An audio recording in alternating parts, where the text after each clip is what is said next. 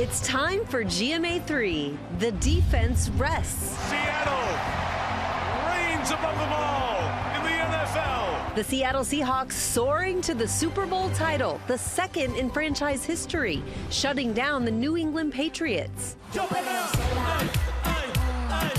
While Bad Bunny delivers a celebratory halftime show.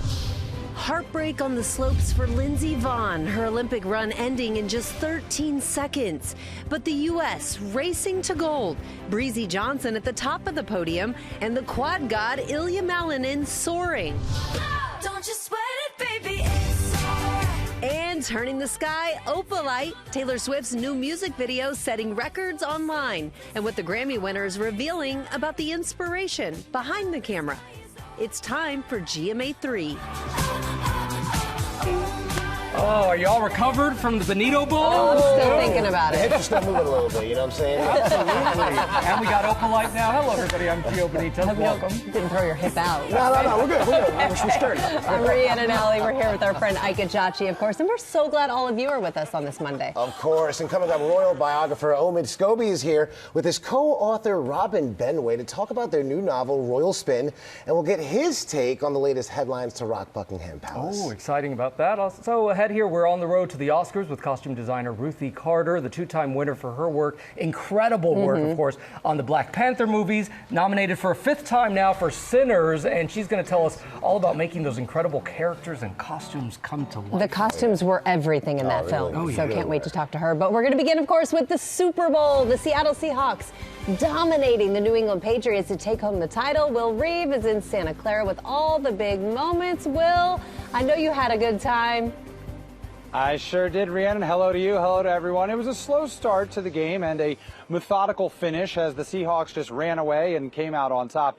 In between all the game action, it was the Apple Music Super Bowl halftime show, during which Bad Bunny said in Spanish, "My name is Benito Antonio Martinez Ocasio, and if I'm at the Super Bowl today, it's because I never stopped believing in myself."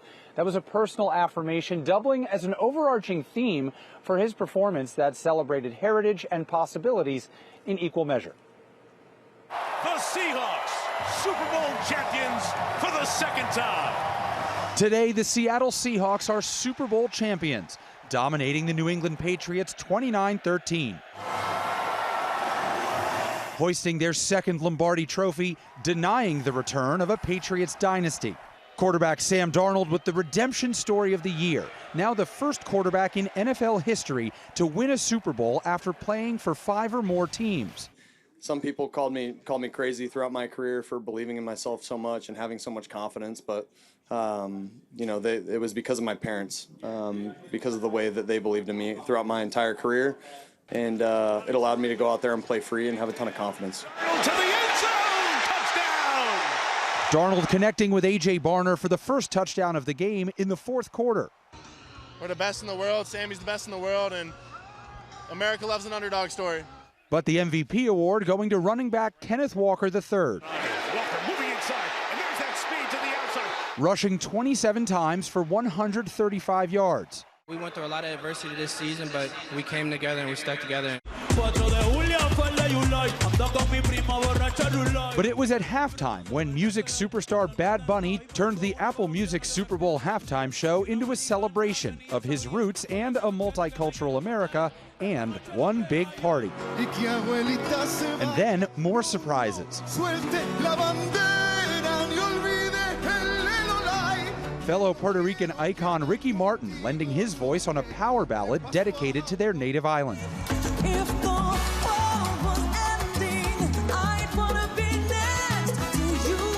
Halftime veteran Lady Gaga with a salsa-inspired rendition of her song Die With a Smile. Bad Bunny ending his set with a plea for unity, saying, God bless America! Naming dozens of countries across North, South, and Central America. With a parade of flags behind him, a billboard reading, "The only thing more powerful than hate is love." Spiking a football with the message, "Together we are America." And it was just such a great show, great vibe in the stadium and around the world, apparently, because Apple Music says that Bad Bunny listens have gone up 700% in just one day since the Super Bowl. And I have a great stat. I've been just telling it to everybody all day. We figured out that Bad Bunny began his performance on one side of the field at about the 15-yard line, and he ended in the tunnel, which is over my shoulder here. He traveled more yards in his performance than the Patriots rushed for in the entire game. Yes, So the Seahawks beat the Patriots, and so did Bad Bunny. That is a burn, Will. Listen, Will, first of all, the way you pronounce Benito's full name, you get the Latino card, my friend. Oh, muchas gracias, muchas gracias. Thank you, my friend. All right. And we're going to turn now to the latest developments here in Tucson, Arizona. In the search for Nancy Guthrie, of course, we're all thinking of her family. Chief Investigative Correspondent Aaron Katursky on the scene right now with more on a critical deadline today, Aaron. Gio, the search for Nancy Guthrie is now in its second week with no suspects, no persons of interest, no vehicle associated with the case.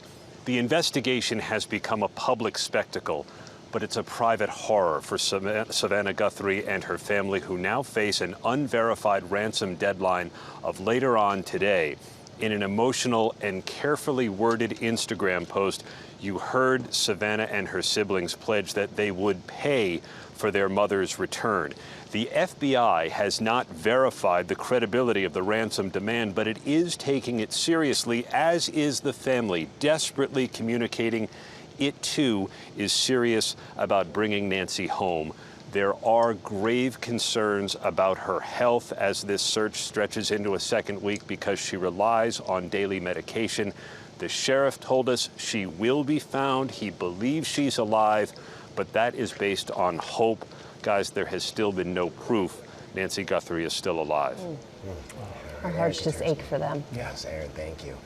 Not a heartbreak for Lindsey Vonn in Milan at the Winter Olympics, but Team USA is picking up some gold medals already. Maggie Rulli just saw the men skiing. She's there now. How's it going? Hey, I go watching those skiers is incredible. They get going up to 90 miles an hour. As one of them told us, downhill is one of the last real gladiator sports. Seeing it up close, again, incredible. Also reminds you just how dangerous this sport is. And it's fortunately something we saw firsthand with Lindsey Vonn. That crash, so heartbreaking. This was supposed to be her comeback moment, determined to ski despite that torn ACL happening just last week. But then, guys, just about 13 seconds into her run, she clips a pole midair, twists and then violently crashing. We spoke with one of her teammates just after they crashed. They said things like that happen in downhill, and when you clip a gate mid-air, it's almost impossible to correct. Well, Vonn was then airlifted off the mountain to a hospital. They say they operated on a left leg fracture almost immediately. Now, in the middle of this heartbreak, guys, Team USA also had a huge celebration because Breezy Johnson won gold in that event, becoming just the second American woman to ever win gold in the downhill. Guys, the other woman is Lindsey Vonn. Wow. Now, that wasn't the only gold for Team USA, right, Maggie? Yeah, the first gold for Team USA yesterday, but not the last. We're on a hot streak, guys. Team USA figure skating nabbed a gold in an absolute nail biter. Team USA was tied with Team Japan going into the final skate. All that pressure rested on one man's shoulders. Luckily, he's known as the quad god, Ilya Malinin, an absolute superstar. The only skater to land a quadruple axel in international competition. He did not disappoint, guys. Last night, he actually did a flip and then landed on one skate. It was incredible. It cinched the gold for Team USA. And if you're sitting there and you're wondering, how does Ilya do this? Yeah, we are. Definitely. And he told us that he listens to heavy metal before he skates, and he always eats a piece of chocolate. Well, see, that's it. It's the chocolate. Halfway there. Okay. Yeah, it's not the 10 hours of training a day, it's the chocolate. Maggie, thank you so much. All right, coming up in pop news, the movies making their mark during the Super Bowl. We've got the details on what's headed to the big screen. Other times the path chooses us.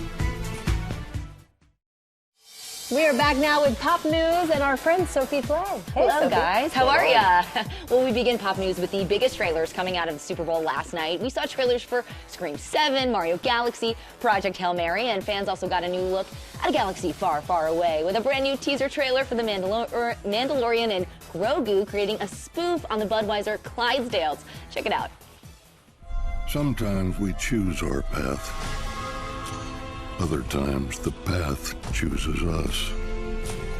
Through it all, We keep pushing forward, driven by a deeper purpose, guided by an unseen force.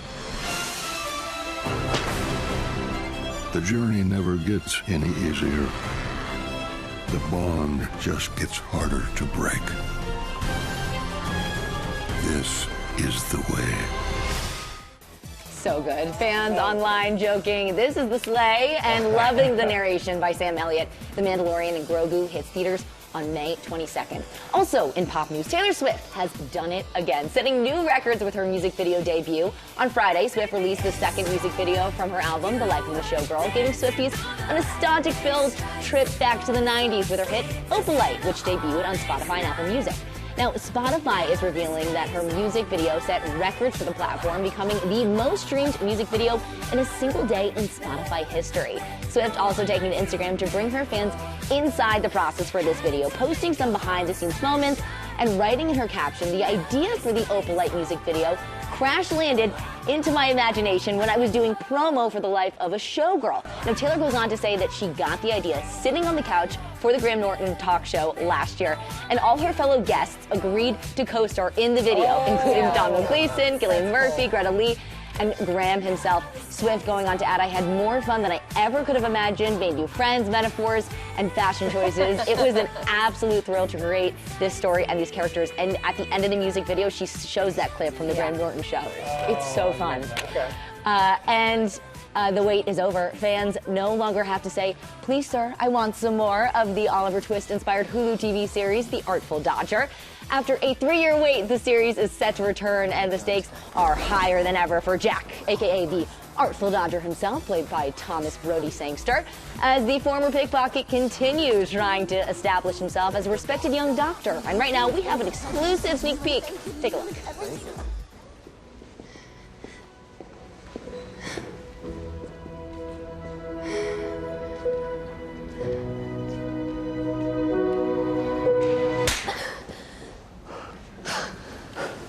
What was that for? You let me think you were dead. Well, you left me in a cell. I tried everything.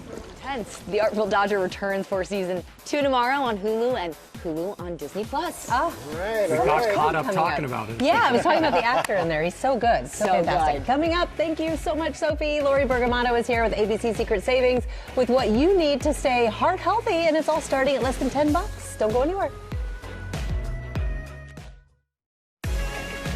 All right, we're back now with a special ABC Secret Savings for American Heart Month, and Lori Bergamotto is right here with what you need to know to stay heart healthy. Oh yes, we need to stay heart healthy, and we need to save some money in the process, right? So we've got Mateo here, one of our GMA colleagues. He is working out on the Life Pro Flex Cycle Plus exercise bike. How's that feeling? Great. Yeah. Look how happy he is. Yeah. He's working out and he's happy. It's whisper quiet, compact. It has 8 resistance levels, Gio, so it's really versatile. He can use those armbands for resistance. There's arm pedals for a little upper body It's a full body action. workout. It really is, and $100 with free shipping. Ooh, So it's a lot. $100. And while it's so cold out, All right, I great feel like job, Matthew. that's what you need, All right? right.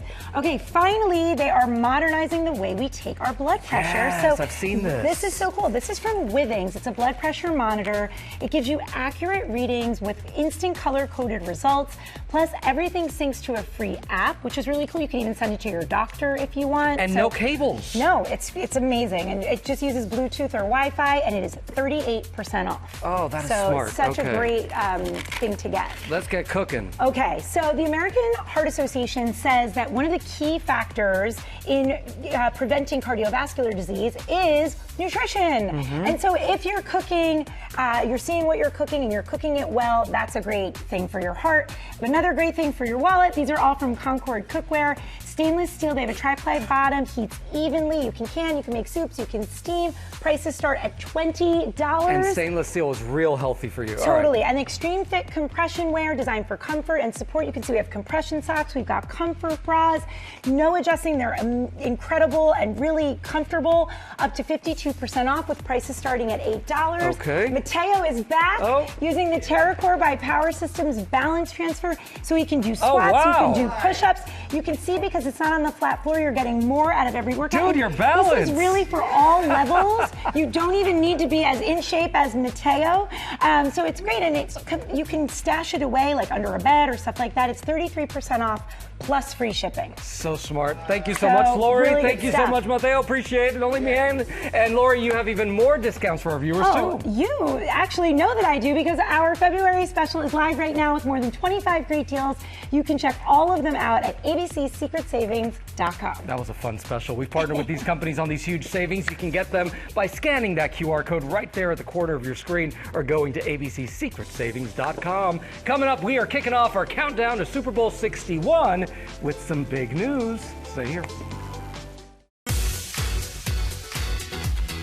And welcome back to GMA3. Tomorrow on GMA, where does the MVP of the Super Bowl actually go after the big game? Where? Yeah, Disneyland, of course. And we will be there with Seattle running back Kenneth Walker III. Oh, yeah. The last time we saw Dancing with the Stars was when Robert Irwin and Whitney Carson were winning the Mirror Ball Trophy. Until tomorrow. Oh. That's because we have a really big announcement that you are not going to want to miss. And then on Wednesday, another great show. The stars of Love Story will be here. Paul Anthony Kelly and Sarah Pidgeon will tell us all about their new series. They're playing John F. Kennedy Jr. and Carolyn Bessette Kennedy. Everyone is talking about this show. It looks so good. Yeah, it does. It looks amazing. So we can't wait. Oh, yeah. Okay, Super Bowl 60, it's already in the books. I know. But we're ready to kick off our countdown to next year's big game with some big news. Check this out.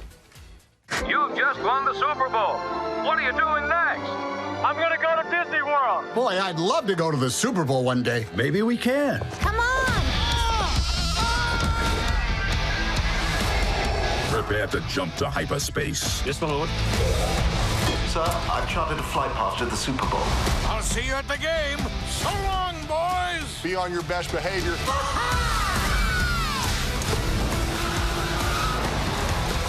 One more word, please. Give me one. Super Bowl? We're going to the Super Bowl. We gotta move. I'm ready. Me too. Yes, this is the way. Like one big happy family. Think we should have rented a bigger car? Classic. Artu, hurry. Wait. Everybody got their ticket? And I'm going too.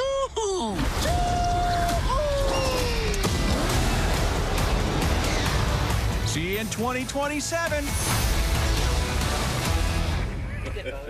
That's right, we are going to the Super Bowl. The big game is coming to ABC and ESPN next year. Super Bowl 61 will be at SoFi Stadium in Los Angeles, and it looks like the whole Disney family will be there too. I'm calling dibs right now. Wait a minute, friend. Yeah, Wait right a on minute. TV. It's Wait a official. minute. Get in line, my friend.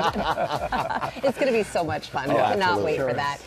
Now we got to talk about a juicy new novel. It is called Royal Spin by royal biographer Omid Scobie and National Book Award winner Robin Benway. They join us now to tell us all about it. Congrats. Welcome. Thank you. Good Thanks for having morning. us. Okay, so Omid, let's start with you. And before we jump into the new book, we're going to do that in just a second. But we have to talk about the Royals because they're back in the headlines again with the latest revelations, of course, from the Epstein files. What's your take on all this? You know, I think we've seen like an increasing amount of pressure on not only the royals, but the royal institution to speak about this and be transparent about it, to acknowledge the severity of the situation.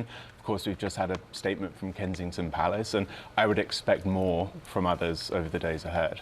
Well, and on that point, you are known for your royal biographies. You have Endgame, you have Finding Freedom. So what made you turn to novels in that fiction world? You know, I think like doing the job for so many years, you're always asking the what if in any scenario. Like, what if the palace did it this way? What if they hired the diversity czar that they had promised all along? And so in Royal Spin, I really wanted to kind of play with that and also kind of build a completely alternate royal universe that we can kind of throw things at and see how that goes. Yeah. Now, Robin, I can only imagine the royal research you probably had to do or did not do. I don't know. So what was it like preparing for this? He was the royal research. He was my I'm just saying, what was going on? Yeah, it was so funny. My knowledge of, the royals and all the royal institutions was basically anyone who's ever looked at a magazine stand at the grocery store checkout. I didn't really know that much, and Omid was so knowledgeable about so many things, and I didn't even really ask him that many questions because we were so focused on the fictional characters in our book. And one time I said to him, I was like, does it bother you I don't ask you more questions about the royals? And he goes, that's one of my favorite things about you, that you don't ask me questions. And I just thought, oh, okay, great. But yeah, we used a lot of the logistics of the royal press and how that would work. We used a lot of the locations, but the royals in our book are definitely have their own things going on, but it's a very, very separate world. Well, I was going to ask about that, Omid, because people are going to read this and they're going to think they see certain people in the characters. Are any of the characters even loosely based on things you've covered? We really wanted to make sure that this felt like a completely separate universe. So we didn't want someone to be like, oh, that's Harry and Meghan, that's the Andrew situation. And we wanted it to kind of live in its own space. But I will say that, like, I kept notes and diaries for like 12 years doing that job. And I brought a lot of my own experiences into a lot of the characters, including our royal correspondent, including our protagonist, Lauren Morgan, who's the woman that moves from the White House to take over the Buckingham Palace press office. So it's a real mix of things true and not true. How was it like working together for this? You said it took about 10 months to write, which first of all, that seems amazing. And how'd you do it so quickly together? You know, it's so much easier than I thought it was going to be. You know, I had written 9 books on my own before I even met Omid, so I was so used to being by myself, like trapped in my brain with all these imaginary people. And with Omid, it was just we worked so well, so seamlessly. A lot of Google Docs, a lot of Cheesecake Factory, you know, lunches, and just sitting there working, and a lot of time in our own living rooms with our dogs running around. We love Cheesecake Factory. We love a Cheesecake Factory.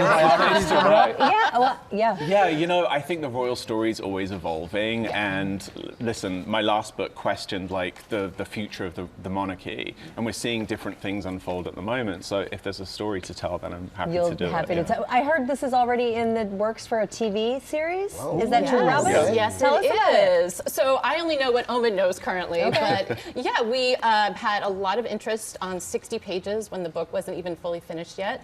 And yeah, we set it up with NBC Universal, and Omid is working on the show, and I am working on other things, but it's exciting. It's fun. There's a lot of pages of scripts at the moment. We're kind of pulling together things from the book and also adding a lot of new stuff in as well. Wow. Cannot wait for that. We got a book and a TV series. We're excited for this. Can't get enough of the Royals. Thank you both so much. Thank you. Royal Spin, their book, is out tomorrow. And coming up here on GMA3, 2-time Oscar-winning costume designer Ruth E. Carter is here, telling us all about her road to the Oscars with Sinners.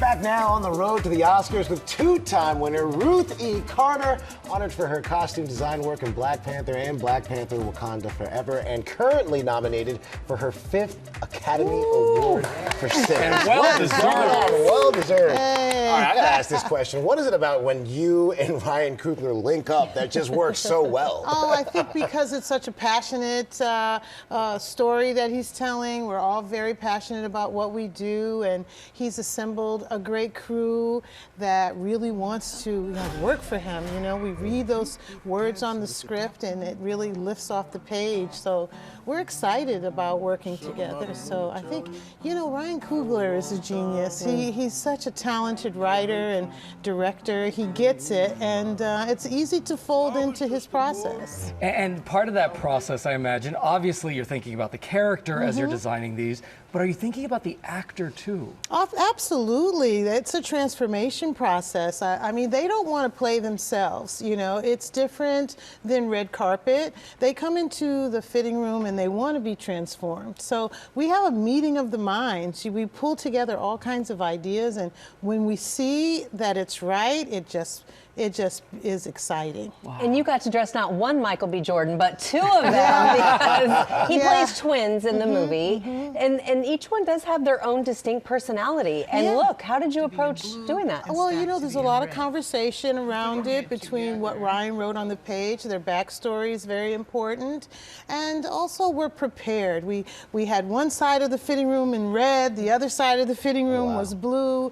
Michael comes in. He actually is so instinctual. He's such a talented, gifted actor. He has ideas about how he wants to portray the character. So we start with one side of the room and we dress him up in the reds, and he's looking at himself in character. You know, it really is a transformation. I love how collaborative it is. Oh, it's wonderful in that way. I think that, you know, we're lucky to be in a profession that's also cathartic, and you can actually just, you know, work out all of the details about character visually. equally. So, yeah, that's how it goes. Now, speaking of twins, where do you keep those Oscars? You know, sometimes they're over the bed, sometimes we're making coffee together. But pretty much they're in the living room. I have a case where the twins kind of live. Oh, I love how you call them the twins. The twins. Okay, so you obviously are designing your own Oscars dress. Yes, I am. How'd you decide what to wear? Oh, it was difficult. Actually, we're building a couple of ideas just in case like one feels right and one feels less right. But it's not easy. I think I look at a lot of images. You'll never see yourself in 3D. There's kind of angles that you will never see that someone else needs to actually tell you what those good points of your silhouette are. And that's kind of my job as a costume designer. You know, I look at you at all angles. And so for myself, I have to ask my husband, I have to ask my friends, you know, which one do they think is the best one for me? And hope that they're as good as you. Yeah, right. They'll tell you the truth, right? Thanks, that's nice. What would a third win mean for you? And what else are you working on? Tell us. Well, you know, the wins are really a testament to a long career, a lot of sacrifice, a lot of stories to tell, and American stories, and a third win, you know, the first two were pretty magical. I feel like we're already winners because 16 nominations across the board. I mean, we were blanketed with love, and collaboration was, you know, at the forefront of how we made this film. So a win would just be the cherry on top. Now, in terms of design, right, is there a theme or a time period that you've yet to tackle that you would love to in the future? Yes, I think Reconstruction, the Harlem Renaissance. I find something to love in most periods. You know, I look for the things that people don't know about, and I bring those things out. Oh, beautiful. I love to hear that. Ruth E. Carter, I cannot thank you enough. Thank you. Thanks for having me. Of course. And Sinners is currently in select theaters, and the 98th Annual Academy Awards air on Sunday, March 15th, starting at 7 p.m. right here on ABC and Hulu. Coming up, the Rookies' Eric Winter is here. How about that, guys? All right, we're back now with one of the stars of the hit police drama, The Rookie, and Eric Winter. He plays Sergeant Tim Bradford, the tough-as-nails officer who finds himself in a love relationship within the department. Eric, welcome to GMA3. Thank you. Welcome. We were just talking about the fandom is absolutely nuts on this. We've got the Valentine's Day episode. That's airing tonight. We have a clip, so let's show that and then we'll talk after. I need a last-minute present. What about jewelry? That's so cliche. I wanted to get her something special. You're cute, but women really love. Hey. Hey. Morning. Coffee. Thank you. Happy Valentine's Day. Happy Valentine's Day. Hey, we're not doing presents right now, though, right? We're doing it tonight, right? No, yeah, tonight. Yeah. After the fundraiser. Oh yeah. Okay. Good. You are gonna love what I got you. Same. Oh, yeah, well, and one of the reasons we said tough as nails, that your character is tough as nails, is because this might show a softer side for you? 100%. I mean, I think the evolution of Tim Bradford has been pretty exceptional since season 1. Here we are in season 8. I credit the writers and Alexi for doing an amazing job with that. It's just peeling back layers constantly, and he's gotten much softer, still, you know, rough around the edges when it comes to work, but he's letting loose a little bit. One of the things that's really interesting, we were talking about this during the commercial break, because your show has really done it on social media. Yeah. A lot of shows can't say that. I mean, you guys do all these fun TikToks and you get tens of millions of viewers, and it's really helped the show. Tell us about it. Yeah, listen, I did a prank, a chicken dance prank. Oh, there's another one. I did a chicken dance prank that had 250 million views. Wow. And there's no question we're a case study of social media really impacting the show, being in season 8, and we are doing numbers we were doing in season 2. And I think recently we were in the LA Times as being the most watched network show with a young demographic of any network show on TV because of social media. How do you decide which ones to do? I was the one on the show that was anti-TikTok. Like, I was completely against the platform. I launched a premium rum brand, and my wife was like, you need to start doing social media for Palm Republic. So I was like, okay, I'm going to start doing TikTok. Well, little did I know that it would become what it became. I don't know, 7 million followers on TikTok, and it's literally, we're constantly competing, going through trends. Okay, what trend can we do? Who's going to do what? And I think I've done the most pranks, and now nobody trusts me because I've pranked at least 4 people on the show, and they've done huge viewership. Talk about your wife, actor, singer Rosalind Sanchez. Yeah. 20 years, okay? Yeah. I just made it a little over 1 year myself. Congrats, so great. I'm taking notes, anything you can. All right, so I remember those days. Oh, those days, jeez. All right, so any plans for Valentine's Day? Any gifts that you've gotten so far? Well, this is the funny thing. Now, 20 years in, it's like, what do you want to do, babe? You want to go to dinner? We're a little late to make a reservation. Should we just order in? What do you want for Valentine's Day? I just have her pick now instead of the surprise. Listen, I think it's important to always take these moments and appreciate the relationship and the time put in, right? And I've just come to learn that it's easier to get her what she wants versus trying to surprise her now. Okay. She's very picky. And I'm like, all right, let's just make you happy and make this Happy easier. wife, happy life. Yeah, exactly right. But I love good surprises. So, I mean, a year in, I would say go for the surprise element, win those points. Knock it out the park. Yeah, it's we're gonna have a pretty low key, 2 kids. It's pretty chill Valentine's. How old are your kids? I have a daughter who's 14 and my son is 8. Oh, you guys are in the thick of it. Oh yeah. What do they think of the show? Are they impressed by Mom and Dad? You both are so successful, such big stars. Thank you. Yeah, the irony is my daughter is at that sweet spot age right now of our show. All of her friends are obsessed with The Rookie. They love it. My daughter can't watch it to save her life because it's me, and she's like, in her words, this is cringe. She's like, the opposite. She's dead. She's like, this is just Dad. I don't want to watch it. Oh my God. But her friends are obsessed with it. So they, the support at the school for our show is amazing. And my son is now starting to figure it out a bit more. I was on a field trip at the zoo, and all these other kids that were a little older saw me and were like, we get a picture. Oh my God, Bradford.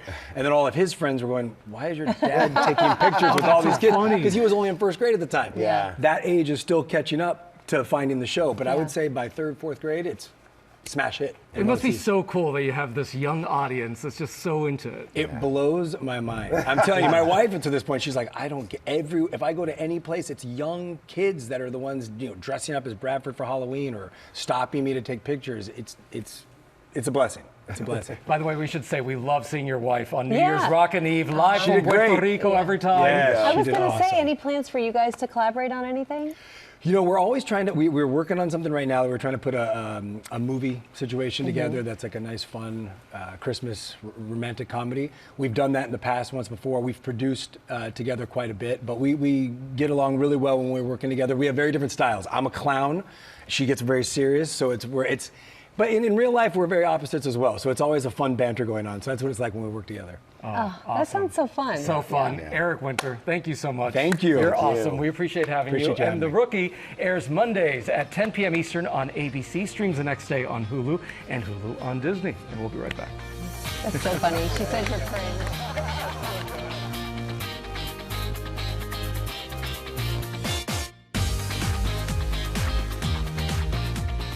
Thank you for watching. Yes, thank you. And for more news, check out What You Need to Know anytime on Disney+.